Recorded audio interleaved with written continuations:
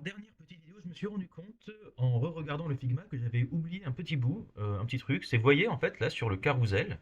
Donc, en fait, nous, notre voilà, carrousel, on a donc mis un chevron à gauche, un chevron à droite. Et en fait, j'ai vu qu'en fait, on est censé avoir un 1 sur 4, histoire de vous dire où est-ce que vous en êtes actuellement. Sur quelle image vous êtes et donc je vous propose de faire ça. J'espère que ça prendra pas trop de temps. Normalement ça devrait être, on a vraiment fait, on a vraiment mâché le plus gros du boulot. Alors on va regarder. Alors par contre moi j'ai une mémoire de poisson rouge donc j'ai déjà oublié où ça se trouvait. Je vois que c'est sur la page des appartements. Je ne sais même plus comment s'appelle mon composant. Donc je vais aller sur mon routeur. Je vais voir. Je pense que c'est voilà, c'est apartment page je pense. Donc je pense que c'est lui. Je vois description panel, image banner. Je le vois ici le image banner. Et normalement dedans voilà je vois que j'ai une div avec une image banner avec une image container qui avec qui lui dit soit va chercher le carousel ou l'image par défaut. Et puis s'il y a des images qui sont available, tu me mets les deux chevrons.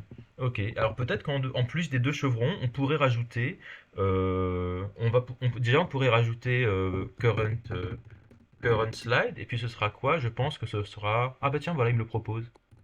Current picture plus one divisé par picture.length.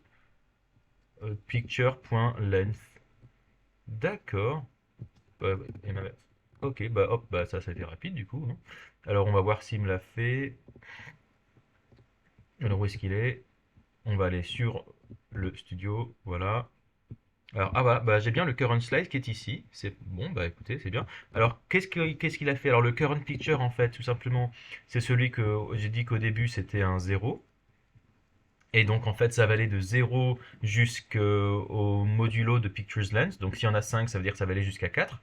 Donc ça va faire 0, 1, 2, 3, 4. Mais en langage humain, on compte pas de 0 à 4, on compte de 1 à 5. Donc je vais lui mettre un current picture plus 1. Et le pictures.length, alors c'est quoi le pictures déjà? Le pictures, ouais, c'est props.pictures. Ok, et ben on est bon, hein. Alors faudrait juste maintenant mettre ça au bon endroit. Alors ça, on va lui changer sa couleur. Déjà, je pense que on pourrait mettre ça dans une span. Et puis cette span, on va lui donner un. Déjà, pourquoi je la mets entre les deux boutons? Je sais pas si c'est forcément bien de la mettre entre les deux boutons, mais bon, ok. Et ouais, ce span-là, qu'est-ce que je vais lui mettre comme class name? Bah, je vais lui mettre slide counter. Hop, class name est égal à slide counter. Et donc je vois qu'il est à l'intérieur de image container. Donc si j'ai envie de mettre quelque chose, il faut que j'aille chercher mon image container là dans mon CSS. Et en dessous, voilà, ici, je vais mettre un slide counter. Et alors déjà, on pourrait lui changer sa couleur. Alors, ah bah voilà, qu'est-ce qu'il me propose? Position absolute, top 0, right 0. Ah donc lui, il me met en haut à droite avec du padding, avec comme color. Bon, on va accepter ça. Et on va voir qu'est-ce qu'il nous fait de ça. Hop, on rafraîchit. Alors, non, bah en fait, il n'a pas fait grand-chose. Il l'a mis en position absolue, notre slide counter, mais pourtant, j'ai pas l'impression qu'il est en position absolue. Ouais, j'ai pas l'impression que ça a été chargé, ça. C'est bizarre. Alors, comment ça se fait? On est bien dans le image. On a le slide counter à l'intérieur de image container. Est-ce que c'est bien ça? C'est bien un slide counter à l'intérieur de. Ah non, on n'est pas à l'intérieur de image container, on est à l'extérieur. Regardez, le image container, il est là. Et par contre, notre slide, voilà, il est là. On est à l'intérieur de image banner. Donc en fait, nous, dans notre CSS, notre slide counter, là, il faut le mettre comme enfant euh, de quoi déjà on avait dit? De image banner. Donc je vais le mettre un peu plus, bah, je vais le mettre au-dessus, là. Et là, je le réouvre. Voilà. Ah, c'est marrant ce qu'il m'a fait. Ah, c'est pas mal du tout. Bah, j'ai pas eu à faire grand-chose. Bon, c'est pas vraiment ça qu'on va faire. Dans le background color, je pense qu'on pourrait lui mettre background color. On va enlever ce white. Par contre, ça pourrait être notre color pourrait être voilà la couleur tertiary comme ça. Voilà. Et alors ensuite, c'est ce qu'on a dit. Donc lui il me le met en position absolue. Alors pourquoi pas? Alors ensuite, moi je voudrais le centrer de manière absolue. Alors par contre, pour le centrer de manière absolue, il faudrait qu'il le centre par rapport au image banner. Ok. Est-ce que j'ai vraiment besoin qu'il soit en position absolue? Je pense pas, hein. À quoi que si je le mets en position relative, il va être en dessous, je pense. Si j'enlève la position absolue, voilà, il va passer en dessous Ouais, attendez, je vais lui changer sa couleur pour qu'on le voit bien. Mais regardez qu'en fait, si je lui enlève sa position absolue, voilà, il passe en dessous. Donc je pense qu'on est un petit peu obligé de lui garder sa position absolue. Et sa position, ouais, absolue. Et qu'est-ce qu'on va en faire de cette position alors? Eh ben, on va le mettre alors top. Donc non, on va pas le mettre au top parce que on n'a pas besoin qu'il soit au top. Attends, je vais lui changer sa couleur encore parce que j'ai un peu du mal à le suivre. On va le mettre en rouge, voilà. Donc je vais retirer le top, voilà. Alors le right aussi, on s'en fout. Par contre, voilà, je pourrais lui dire. Alors comment est-ce qu'on fait pour centrer de manière absolue? Bah, je pourrais lui dire qu'il aurait une width de 100%. Ouais, je vais lui dire ça. Voilà, je vais lui dire qu'il a une width de 100%. Donc maintenant, si je lui rajoute un border, vous allez voir qu'en fait, il prend, voilà, il prend toute la taille. Et que, ah tiens, par contre, c'est bizarre. Pourquoi est-ce qu'il dépasse comme ça? Tiens, c'est marrant. Ah oui, parce qu'en fait, vu qu'il est en position absolue, je pense qu'il n'est pas concerné par le main non plus. Si, non, il devrait pourtant. Alors j'ai le image container. Voilà, j'ai le width. Ah, c'est parce qu'il a du padding. D'accord, c'est parce qu'il a du padding. Ok, donc je vais lui retirer son padding. Voilà, et donc là, il a exactement la bonne taille. Et là, ensuite, j'ai plus qu'à mettre un text align center. Voilà. Donc, on va faire ça, hein. Donc, mettre width 100%. Alors, je vais lui mettre width 100%. Je vais enlever le top et le right.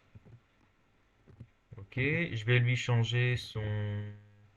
ouais, donc son color, il est bien. Pour l'instant, son color, je vais lui mettre en red pour qu'on le voit bien, hein.